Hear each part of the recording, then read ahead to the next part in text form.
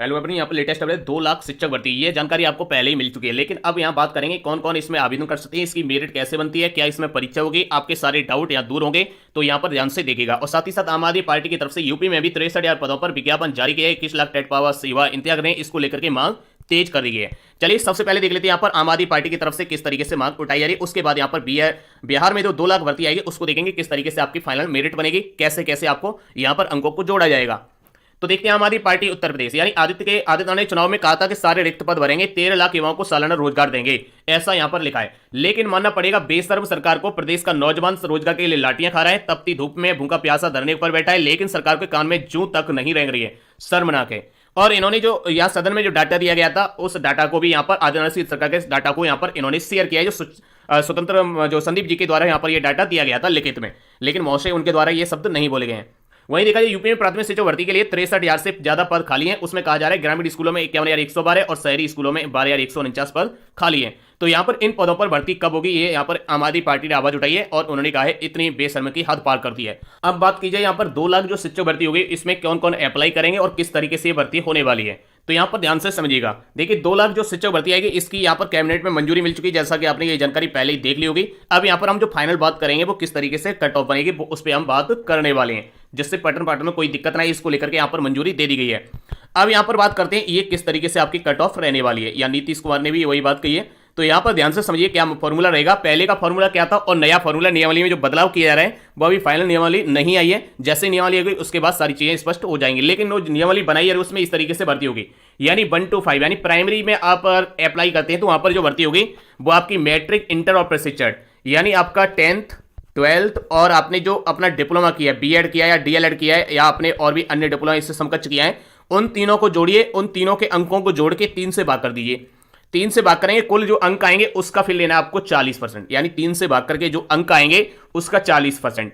और आपने अगर बिहार का टेट किया है या आपने सी टेट किया है तो उसका लेना है 60%। समझ में आया? 10th 12th और बीएड का आपको 3 से भाग करना है, उसका लेना है फिर 40%। आपने जो टेट किया है उसका टेट का लेना है आपको यहां पर 60%। दोनों को जोड़ के आपकी जो फाइनल अंक बनेगा वही आपकी मेरिट होगी, उसी आधार पर आपको ज्वाइन लेटर दिया जाएगा।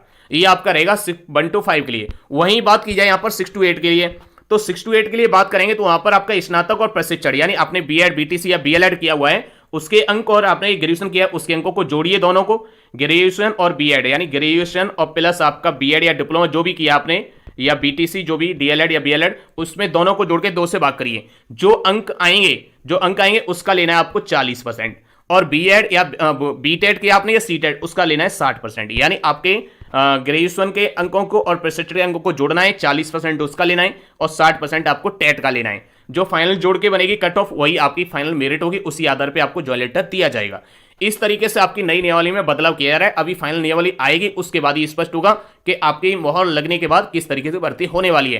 पहले जो आपकी नियमावली थी, पहले इससे पहले का जो भर्ती हुई थी 6th फेज में, वो आपकी भर्ती हुई थी, यानी उसमें जो आपके अंक जोड़े गए थे वो आपके यहां पर 40% और 60% ऐसे नहीं जोड़े गए थे।